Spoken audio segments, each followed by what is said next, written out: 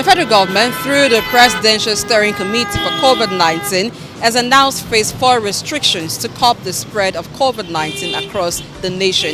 It includes the ban on nightclubs, event centers, and bars. The restriction also covers recreational activities and limits mass gathering for any kind of event to 50 persons. Does the prevalence level of COVID-19 in Nigeria call for the return of such restrictions? You're watching Viewpoint on ITV. My name is Blessing Aichi.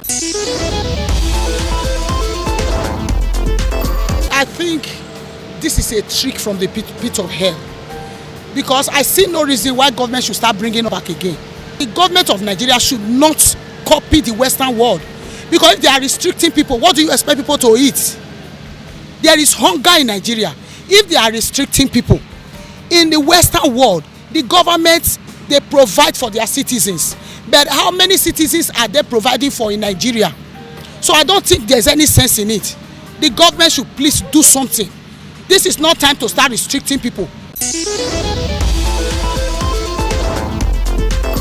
If you say lockdown and restriction, I don't even see any difference between the two when you are looking at issues surrounding COVID-19 and the pandemic. Fine, all of a sudden they have come again to say lockdown, but they knew quite well that people will resist them. So quickly they have to change the concept from lockdown to restriction. Whether lockdown or restriction is the same language. And what we are saying is this: what are they restricting people for? You are restricting people. Has he now, they use different concepts. They have been using the word mutation. So I want to believe that the COVID, that is the virus, has also mutated and will now carry out actions in the night. It's no more in the day. So they want people to now go back and stay in the night, as there are more than the eyes can see. Putting into consideration the economic hazard and the impact it will have. For now, we are printing money to be able to give allocation to governor. So by the time you shut down business and shut down all these things that we are talking about, we are going to return to square one. People have not yet come out of the first shutdown, the total lockdown. People are still grappling. A lot of businesses are crawling. And so to go back to that, I think it is not the best way to handle the situation at hand. There are other ways by which we can handle that, and it will not affect our economy, and the people that are just coming back on board will be able to get the economy, they will be back on their feet. A lot of businesses are crumbled. So I think that we should look at the solution to COVID-19, considering our environment. What are the things we can do? We should not be just that anything other countries are doing is what we do. I think that it is not necessary, and we cannot go through that alone. Putting in mind that the government itself does not give palliative to business owners. When you shut the business down, what of other gatherings? Political gathering, they are having their gathering. Political meetings, they are having it. Why they do registration the other time? There was no social distance. By the time we enter into aeroplane, there is no social distance inside the plane. Everybody sits down together. And you want us to maintain social distance at the airport. But inside the aircraft, there is no social distance. I think there is insincerity in the part of government, there is negligence, and they can't allow us to bear the brunt.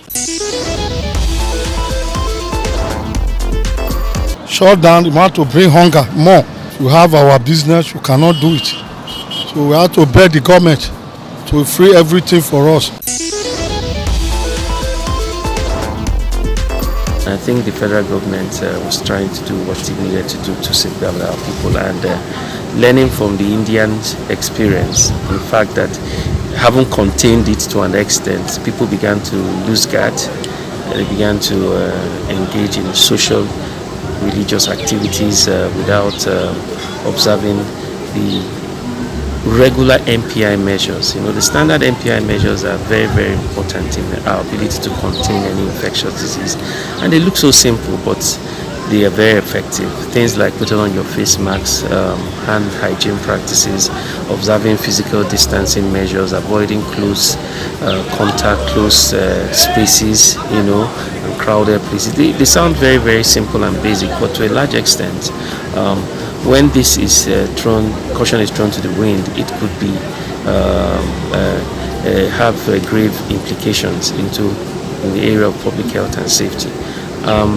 That's and the fact that to a large extent India seems to be is one of the major producers of most of the vaccines that we use because of the cost implication in terms of manufacturing, and so having this huge impact on their public health and safety, there is a global shortage of vaccines, and that to a large extent necessitated what the federal government has just done in terms of imposing restrictions on movement. And it's very important because whatever you need to do to slow down movement, slow down the transmission of the virus, to a large extent will help you minimize, the mutation.